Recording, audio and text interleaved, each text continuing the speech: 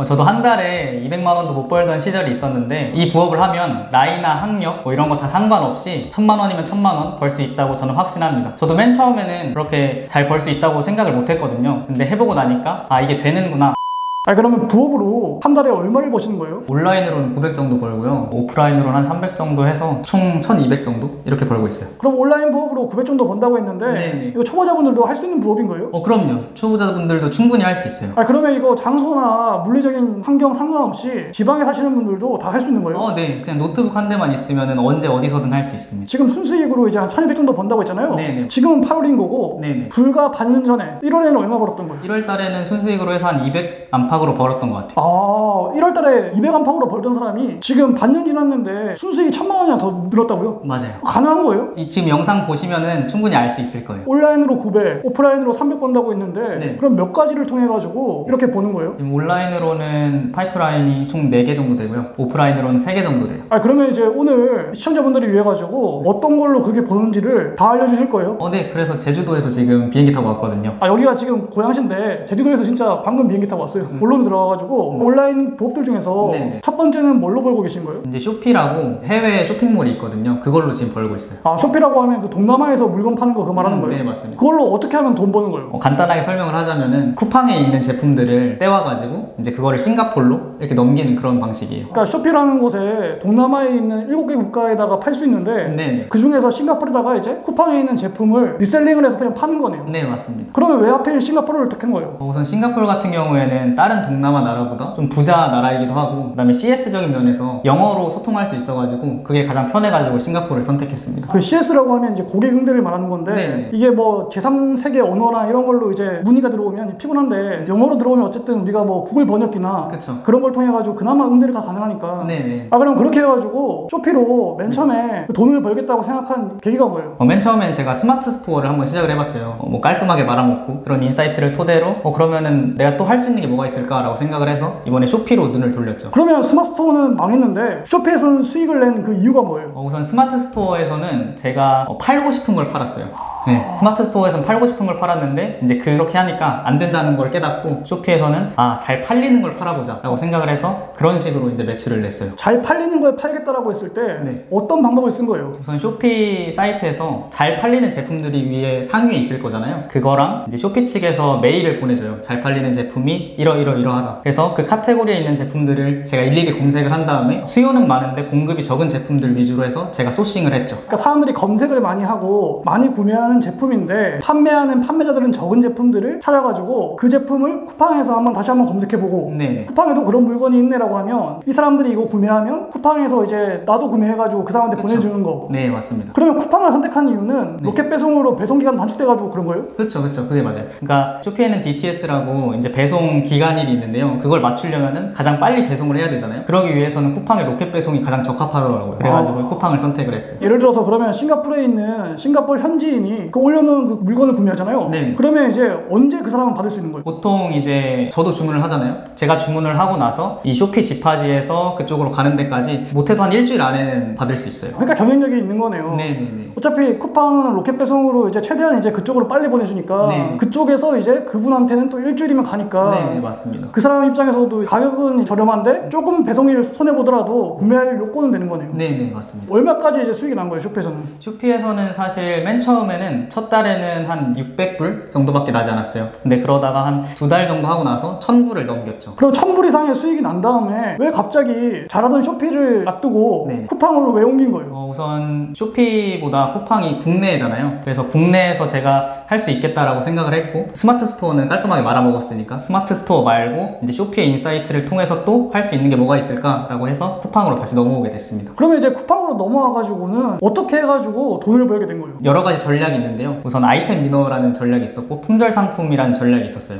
아이템 위너는 아마존의 어떤 방식을 채용한 거라고 볼 수 있는데 판매자들끼리 가격 경쟁을 하라고 쿠팡에서 만들어 놓은 시스템이거든요. 예를 들면 어떤 이 볼펜 같은 경우에 이 볼펜이 쿠팡에서 1000원에 팔리고 있어요. 근데 제가 이 볼펜을 900원에 올리면 제 상품이 상위에 노출이 되는 거죠. 그러니까 판매자는 많은데 같은 제품일 경우에 네네. 내가 가격을 낮게 쓰면 네네. 내 제품이 가장 위에 올라온다고요? 네, 맞아요. 그러면 원래 팔던 사람도 바보가 아닌 이상은 네네. 다른 사람이 이제 900원 올렸어요. 난 890원에 올릴게. 뭐 이렇게 하면서 이상하게 될 수가 있잖아요. 그렇죠. 그러면 이제 100원 싸움이 되는 거예요. 이제 890원에 올리고 저는 또 880원에 올리고 이러면은 서로 마진이 안 남는 구조가 생기겠죠. 그래서 저 같은 경우에는 그냥 상품 자체를 많이 등록을 해놓고 가격 경쟁이 너무 심하다 싶으면은 그냥 그걸 버려버려요. 소식량을 확 늘려가지고 어차피 네네. 이쪽에서 경쟁을 이 제품 하더라도 네네. 다른 제품에서 수익이 나니까 그쵸. 깔끔하게 이거는 버린다. 네네. 그렇게 해가지고 쿠팡 시작하고 나서 지금 몇 개월 지난 거예요? 지금 한 반년 정도 지났죠. 그럼 반년 만에 지금 쿠팡만으로 순수익이 얼마인 거예요? 쿠팡만으로 900만 원입니다. 7, 8월 달에 이제 딱 찍혀있는 한 달 수익이 이제 900이다. 네. 이제 7월 달에 매출은 2,800이고요. 순수익은 900만 원입니다. 아, 그러면 그 어떻게 보면 반년이라는 단기간의 시간 동안에 네네. 그렇게 올릴 수 있었던 두 번째 비결은 뭐예요? 이제 쇼피를 하면서 제가 얻은 인사이트예요. 이제 쇼피에 쿠팡의 상품을 판매를 하는데 쿠팡에서 품절인 상품이 있잖아요. 근데 이 제품을 제가 다른 데서 구해올 수가 있으면 그거를 쿠팡에다가 올려버리는 거죠. 그렇게 되면은 쿠팡에도 제 제품을 판매할 수 있으니까 그거를 독점할 수 있는 거예요. 그래서 그런 전략을 가지고 이제 매출을 올렸죠. 결국에는 이제 사람들이 어떤 제품을 찾아가지고 품절까지 된다는 거는 그 제품에 대한 수요가 굉장히 많은 건데 그쵸. 그 사람조차도 이제 사람이기 때문에 자기가 올린 수백 가지 중에서 한 가지가 품절돼도 네. 모르고 지나갈 수가 있는데 네네. 어떻게 보면 그 틈새를 이용해가지고 네네. 그거랑 똑같은 제품 찾은 다음에 그 품절된 사람보다 좀 싸게 올리거나 이런 방식으로 하면 네네. 당연히 이제 검색하다가 이건 품절이네? 이러면 이제 그 뒤에 올린 사람 거 구매할 거니까 그쵸. 그런 식으로 이제 수익을 얻어나갔다. 네네. 아, 이건 말이 되는 것 같아요. 이거 영상 보신 다음에 하시는 네네. 분들이 쇼피든 쿠팡이든 처음에 시작하려면 뭐 못하면 돼요. 가장 처음에 할 거는 상품을 올리는 거 먼저 해야 돼요. 그러니까 상품을 올리려면 또 떼와야겠죠. 네. 그래서 위탁 업체들한테 저는 연락을 먼저 취했어요. 제가 이런 셀링을 하고 있는데 상품을 판매해도 되겠냐 라고 연락을 하면 대부분 거절을 하시죠. 아무것도 없는데 어떻게 그거를 판매를 하겠냐 라고 하면서 거절을 하시지만 그 중에 가뭄에 콩나드 한두 개 위탁 업체에서는 연락이 와요.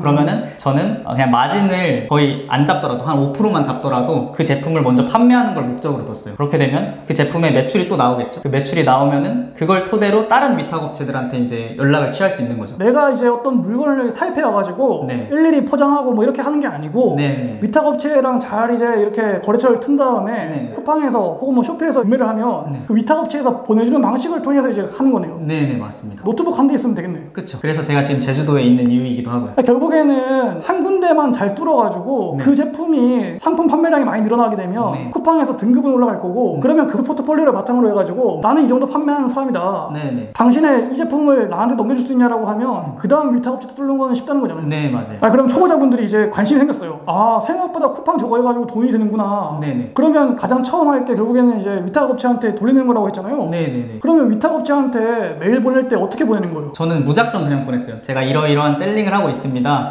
저를 믿고 판매를 해주시면은 제가 매출을 많이 내서 귀하의 업체도 충분히 좋은 선순환이 있을 것 같습니다. 라고 저는 이렇게 보냈어요. 그러니까 무작정 그냥 저는 노가다처럼 보낸 거죠. 아, 일단 쿠팡 판매자 회원 가입한 다음에 네. 세무서 와가지고 이제 뭐 간이사업자라도 등록한 다음에 그쵸. 그건 당연히 해야죠. 예, 그리고 토신 판매업 이제 몇만 원 주고 등록한 다음에 네네. 그러고 나서 이제 메일을 돌렸다. 네 맞아요. 그러면 이제 그 몇 군데 돌린 거예요? 저 엄청 많이 돌렸죠. 못해도 한 100군데 정도는 돌린 것 같아요. 답장 온 데가 몇 군데였어요? 답장 온 데가 그렇게 많지 않았어요. 한 100군데 돌렸을 때 그래도 한 5개 정도는 있었던 것 같아요. 저는. 아, 그러면 5개들 중에서 허락해준 품목이 처음에 뭐였어요? 카테고리는 식품 카테고리였습니다. 아, 먹는 거. 네네. 먹는 쪽에서 이제 그 연락이 왔다. 위탁으로. 네네. 근데 먹는 거는 이제 좀 뭐 여러 가지 뭐 검증이나 이런 게 있어야 되는 거 아니에요? 근데 이미 많은 분들께 알려져 있는 가공품이었어요. 아, 이미 이제 다 검증 끝나고 네네. 그 식품의약품안전처에서 다 받은 거. 네네네 맞아요. 그거를 그냥 이제 떼올 수 있었다. 네네. 그게 시중가보다 더 싼 가격에 떼올 수 있었던 거예요? 네. 시중가보다는 조금 싼 가격에 떼올 수 있었어요. 그리고 실제 쿠팡에서 그 가격에 파는 사람 없었던 거예요? 그때 당시에는 없었어요. 지금은 엄청나게 가격 경쟁이 심해졌는데 그때 네. 당시에는 없었어요. 그래서 나는 내 마진을 거의 포기하고 떼온 도매가에서 조금 더 얹어가지고 판 거예요. 맞아요. 맨 처음에는 그랬어요. 그래서 내 이제 쿠팡 등급을 많이 올린 다음에 그 포트폴리오를 바탕으로 해가지고 다른 위탁 업체에 보내니까 네네. 이번에는 100군데 보냈는데 응답 어느 정도 왔어요? 이번에 훨씬 더 많이 왔죠. 그거에 한 2배 이상으로 온 것 같아요. 그런 식으로 늘려나갔다. 네네 맞아요. 그럼 궁금한 게 1월 달에 그런 식으로 시작했잖아요. 네네. 그러면 만족할 만한 수익 날 때까지 네. 소식 몇 개 하니까 어느 정도 수익이 난 거예요? 저 같은 경우에는 사실 많은 셀러분들에 비해서는 적게 했지만 한 5, 60개 이상으로 되니까 어느 정도 안정화가 됐던 것 같아요. 안정화된 게 한 달 순수익 얼마였어요? 안정화됐을 때 순수익 그래도 한 2, 300은 됐던 것 같아요. 소싱을 50개에서 60개밖에 안 했는데도 네네. 이게 위탁 판매로 이렇게 돌렸는데 네. 순수익 2, 300 정도는 나더라. 네네. 그러고 나서 지금은 그럼 소싱 몇 개까지 늘린 거예요? 지금도 그 안정화된 거 바탕으로 조금밖에 안 늘렸는데 지금은 한 100개 정도 있어요. 100개 정도 있는데 지금 현재는 쿠팡으로만 순수익 거의 900에 가깝다. 네 맞습니다. 오, 이게 가능한 거예요? 충분히 제가 지금 하고 있고 매출 인증도 되어 있으니까 가능합니다. 근데 사람들이 요즘에 스마트스토어는 굉장히 많이 보편화되어 있는데 네네. 어떻게 보면 쿠팡은 파트너스는 많이 알려져 있는데 네네. 쿠팡을 통해 가지고 판매하는 거는 여러 판매처 중에서 그냥 하나 정도로 쓰는 거지. 네. 쿠팡만을 이용해 가지고 위탁 판매로 이렇게 이제 자동화 시키는 사람은 많이 없을 것 같거든요. 네네. 근데 왜 하필 쿠팡으로만 하는 거예요? 우선 쿠팡의 이제 전략적인 부분에서 아이템 위너라는 게 저한테 되게 매력적으로 다가왔고, 아, 이거를 통해서 내가 수익을 낼 수 있겠다라고 생각을 했었어요. 그러니까 다른 이제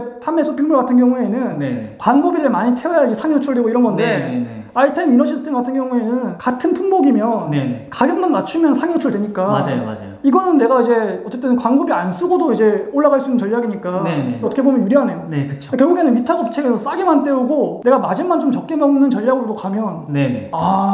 그러면 궁금한 게 내가 마진 낮추는 만큼 네. 그 위탁 업체에서도 여러 군데에서 위탁 줄 수가 있잖아요. 네, 그쵸. 다른 업체에서도 마진 낮추기 시작하면 이건 뭐 네. 한도 끝도 없는 거잖아요. 네, 그러면 이제 아까 말했던 100원 싸움이 되는 거죠. 네, 그러면 저 같은 경우에는 그냥 그걸 버려버리고 다른 제품을 차라리 그 시간에 소싱을 하는 게 훨씬 더 효율적이다라고 생각을 했어요. 어차피 소싱량을 늘려나가면 매출도 같이 오르는 거고 그쵸. 매출 오름도 이제 내 마진도 이제 같이 확보되는 거니까 네네. 자 그러면 이렇게 해가지고 수익이 났단 말이에요. 한 달 동안 나는 수익에 대한 세금 신고는 어떻게 해야 되는 거예요? 세금 신고 같은 경우에는 저는 간이과세자여가지고 그냥 5월달에 종합소득세 신고만 했으면 됐거든요. 근데 일반 과세자의 경우에는 조금 다른 부분이 있어가지고 저도 뭐 일반 과세사니까 대동소이해요. 그러니까 어쨌든 5월달에 종합소득세라는 신고를 하는데 네. 그때 소득 신고를 하시면 되고 맞아요. 그때 홈택스나 아니면 이제 근처 세무서 가면 직원들이 다 도와줘요. 그리고 이제 그 기장이나 이런 거는 주변의 세무사한테 맡기면 너무 비싸니까 네네. 1년에 한 200 정도 되니까 그렇게 하지 마시고 인터넷으로 장부하는 프로그램들이 있는데 한 달에 10,000원 내면 자동으로 그냥 뭐 해주게 도와주니까 그런 식으로 하면 사실 세금도 그렇게까지 이제 뭐 신경 쓸 거 아니고요. 자 그러면 이제 여기서 궁금한 거는 네네. 그렇게 위탁 메일 돌렸어요. 근데 이제 어쨌든 뭐 한두 건이라도 응답이 온 거잖아요. 네네. 근데 만약에 시작하시는 분들이 위탁 메일 100군데 돌렸는데 네네. 한 건도 응답이 안 왔어요. 네. 그럼 그 다음에 어떻게 하면 될까요? 더 돌려야죠. 본인이 할 수 있는 최선을 해야 돼요. 그러니까 꾸준하게 한 군데라도 뚫겠다는 마인드를 가지고 돌리면 돼요. 돌릴 때